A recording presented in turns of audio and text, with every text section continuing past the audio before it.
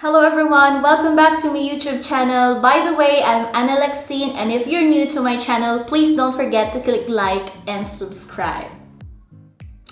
Okay, so for today's episode, it's quite different because if you can see on my previous uploads or vlogs, it talks about the drug review or any idea, any review about drugs or tungkol sa mga gamot. But today it's quite different because I'm gonna share with everyone, especially to those pharmacy students or to my colleagues, Filipino pharmacists or overseas pharmacists who are aspiring to be an Australian pharmacist.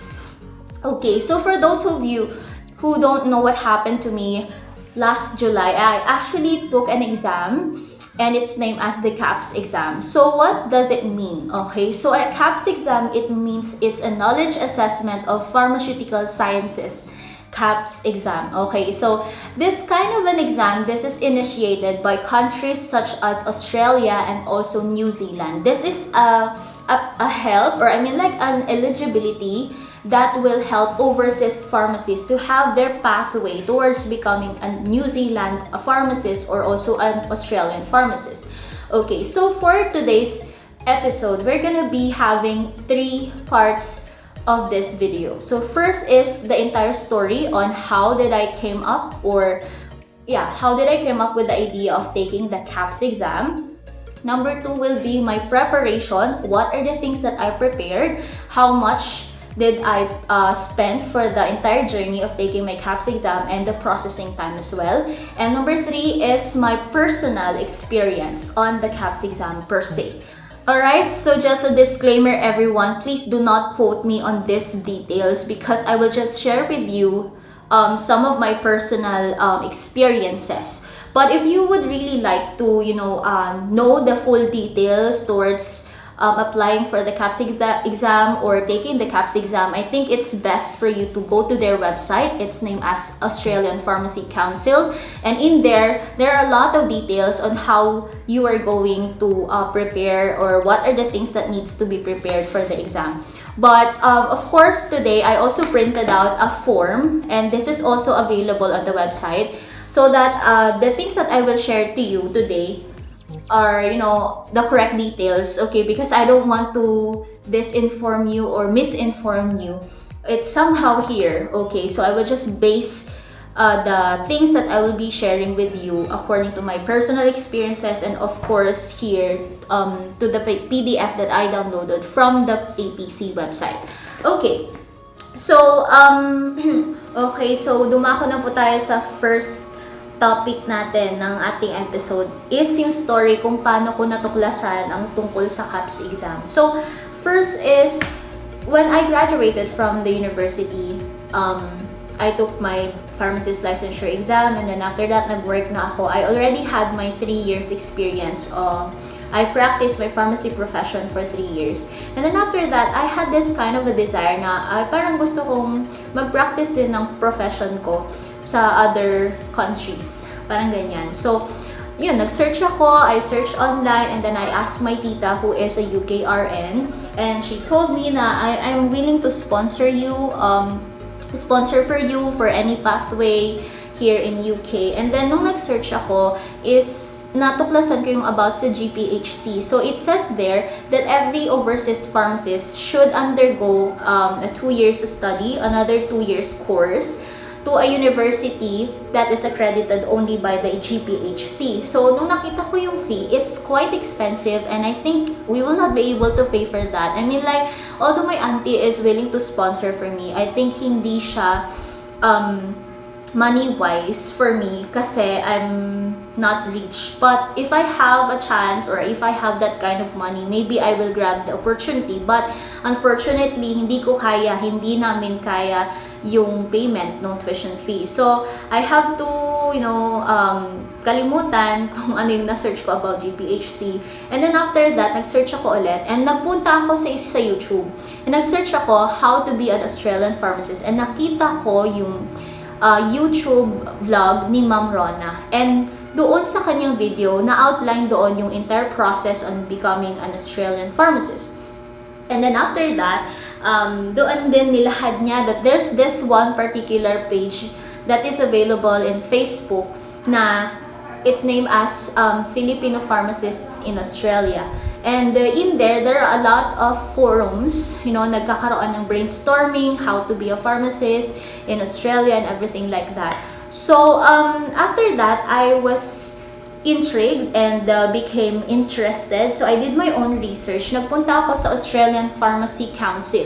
So, nagpunta ako sa Australian Pharmacy Council, pinag-aralan ko yung details, how much will I pay for the entire process. So, nung nakita ko, mas mura ito, parang sabi ko, parang mas mura ito as compared doon sa GPHC na pinopose sa akin.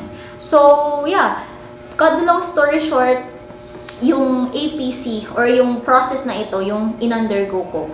Okay, so next naman, so number 1 is yung story on how did I came up in taking the KAPS exam. Number 2 is the preparation.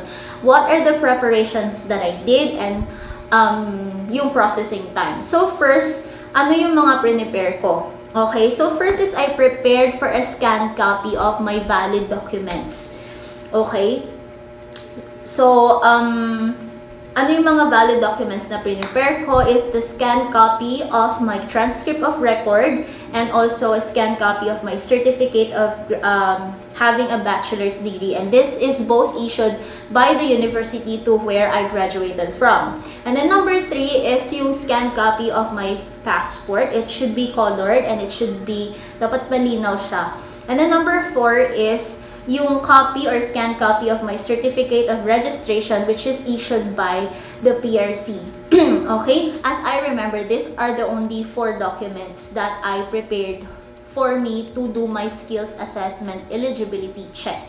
Okay, and then nung na-prepare ko na siya, and yun pala guys, it should be scanned under 600 dpi, edge to edge. So, dapat walang makat doon sa scan ng mga documents natin para walang maging aberya so that there will be no delays and any problems that might happen along the way.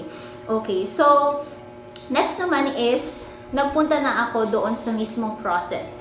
Okay, so yun pala guys, hindi po tayo pwedeng mag-take agad-agad ng KAPS exam. So dapat magpa-assess muna natin yung eligibility natin. So first is we have to do our own candidate portal in the APC website. So doon sa APC website, makakakita ka doon candidate portal. And then after that, you have to register. Okay? Take note guys, we are only allowed to make 1 account. Okay? So, hindi ka dapat gumawa ng account ng dummy account lang. Okay? Because they only accept 1 account per person. Okay? So, yun. Kaya ako, although natuklasan ko na yung KAPS exam ng earlier than the time na nag-upload ako, hindi pa talaga ako gumawa. As in, gumawa lang ako nung time, gumawa na ako ng account nung time na talagang mag-upload na ako ng mga documents para walang maging aberya. Okay, so on making or on registering for the candidate portal or on having the account, they're going to ask you some of the personal details like your name, your email address, your birthday, okay? And then after that, they're going to send you an email for verification purposes. So, you would just have to click the link. And yun, ma-verify na yung account mo. And after that, meron doon yung first step. Okay, step 1 is yung skills assessment eligibility check. So, for that case, they're going to check kung yung mga credentials mo ba is pasok ba siya doon sa requirements na hinahanap nila. Okay, so for that first step, what are the things na kailangan? Okay? Yung mga simple questions lang like saan ka graduate, kailan ka graduate, ilang semesters yung yung in-undergo mo na bachelor's degree, ilang semesters, ilang weeks per year, parang ganyan, or ilang clinical hours experience ang na-undergo mo. Is it full-time or nag-aral ka ba ng part-time or full-time lang, parang ganon. And also, you have to prepare or alalahanin mo na kung kailan nag-start yung school year mo, kung kailan ka nag-umpisa na mag-take nung course mo na yon. Like, for example ako, naalala ko is June 2013 lang. So, hindi ko alam kung ano yung exact date. So, doon talaga ako kinabahan kasi hindi ko alam, hindi ko na maalala. Pero, kung kailan ka graduate, it's actually, nag-a-appear naman siya doon sa transcript of records. Okay, and then after that, After akong nag-input ng mga kung ano-anong details doon na kailangan, is yung last step is for the payment. So during my time, I actually forgot how much in AUD was that. But nung time ko is nagbayad ako ng 40,000 pesos for my skills assessment eligibility check. And then after I paid for the assessment, sabi doon, nag-email sa akin that you have to wait for 8 weeks before the result of your skills assessment eligibility check arrives. Parang ganun. So, sabi doon, I have to wait for 8 weeks daw bago dumating yung resulta. Okay, so nung nangyari yon, so nakita ko 8 weeks pa naman. So, I think it's best for me to review while waiting for the result. Okay, so yun. Ano yung mga ni-review ko? What or saan ko kinuha or where? Diba? Saan ko kinuha yung mga reviewers ko? It's actually, lahat actually ng reference materials ko, nanggaling lang siya doon sa Filipino Pharmacist in Australia page sa YouTube. I mean, sa Facebook. Doon ako kumuha ng mga reference materials ko. Like yung Lippincotts, yung comprehensive pharmacy reviewers, yung mga calculations. Okay, so how did I prepare for my KAPS exam? Of course, there's a big need for discipline heart. Yeah, because during my time, I am working as a full-time pharmacist, and I am only available to review after work. So, talagang dapat disiplina siya. I review 4 hours a day.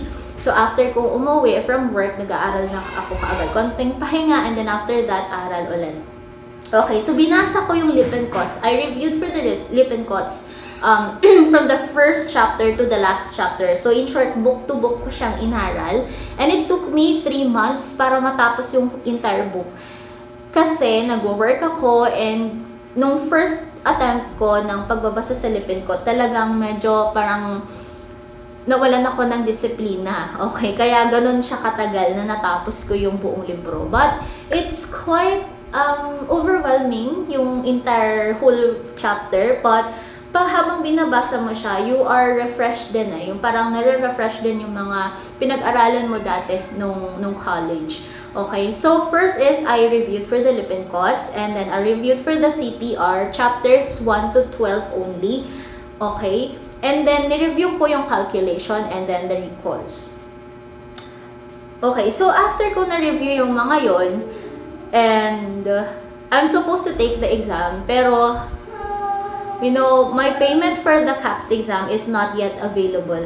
Okay, kasi I am supposed to pay 2,110 AUD, and during my time, that costs 80,000 pesos or Philippine pesos. So, nung time ko, I'm supposed to take the exam na, kaso hindi pa siya prepared. I mean, kulang pa yung pambayad ko. So, I have to extend my review and wait until I could have that, that kind of money. 80,000, that's quite big, no? That's quite expensive.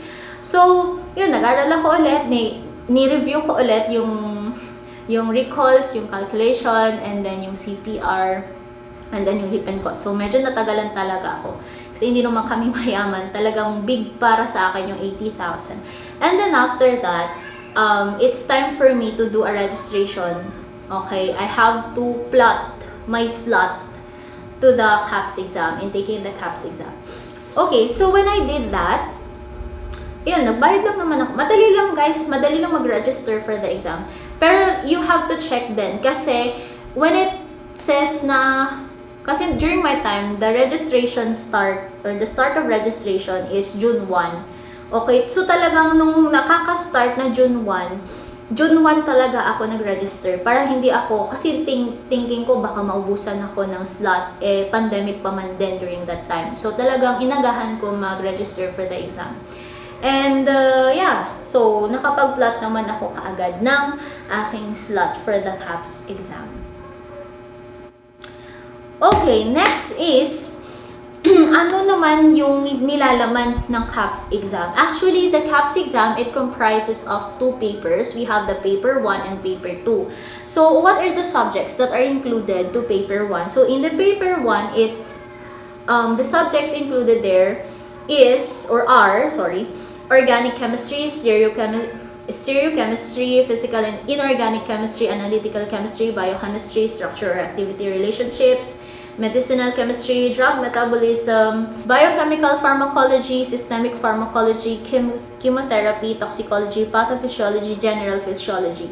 So those are the inclusions of paper 1 subjects. And then next is paper 2, or the main topic is pharmaceutics. It includes physical pharmacy, biopharmaceutics, kinetics, dynamics, pharmaceutical, microbiology, formulation, dose forms, including extemporaneous preparation, calculation, posology, medicine choice, surgical dressing, appliances, and association, DDS, adverse drug reactions, drug interactions, drug information, and managing minor ailments. So, yun yung mga subjects na included doon sa paper 2. Okay. Sorry guys. So, ang dami mga subjects.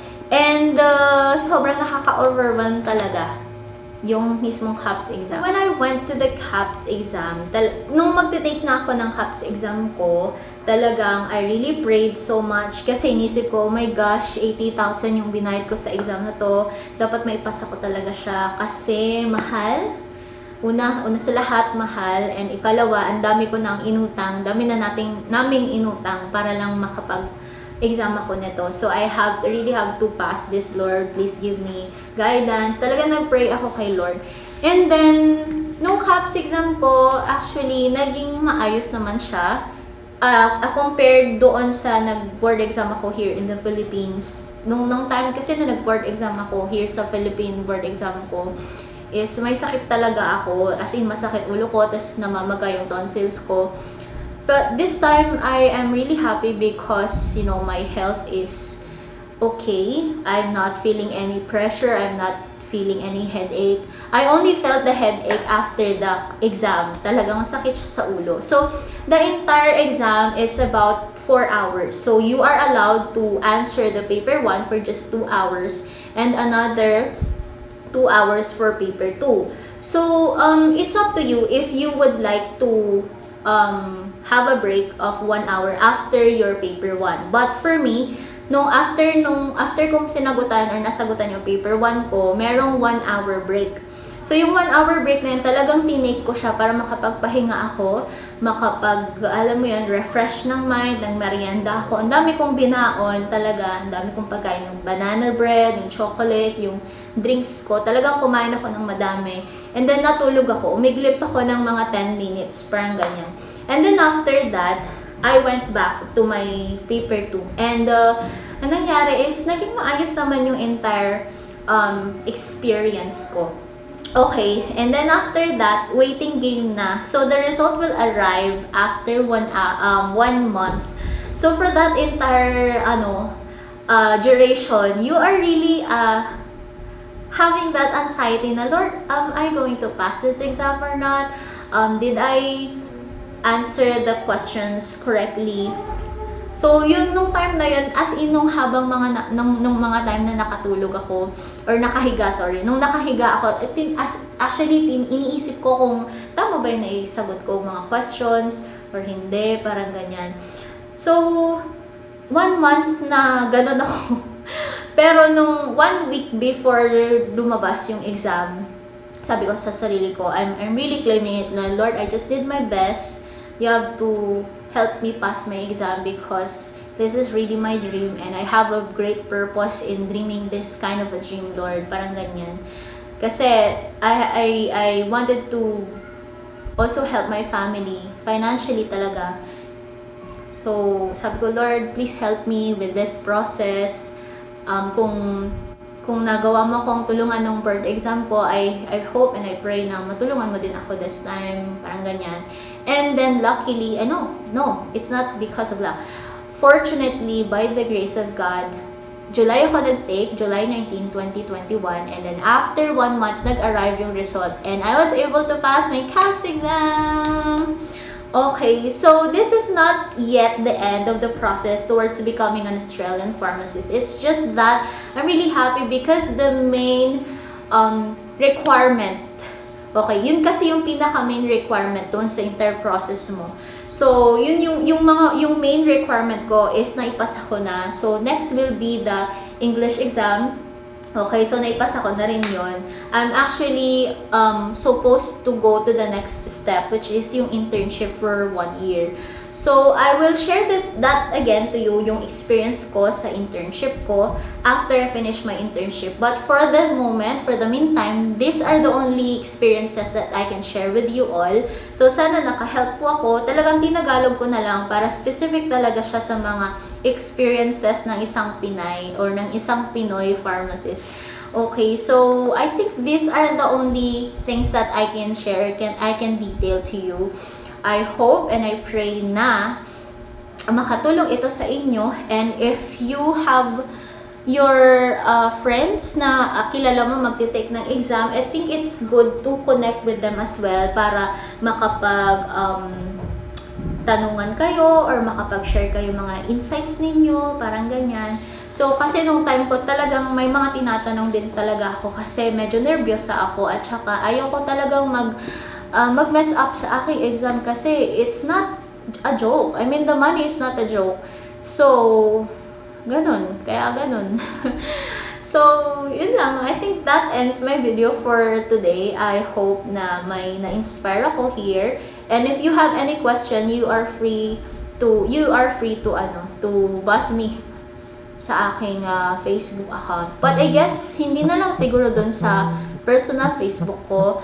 I will just put the details here. So it should be, you are supposed to chat me sa aking Facebook page, and it's named as Annalexine. So that would be all, and God bless to everyone who are aspiring to be an Australian pharmacist. God bless. Bye.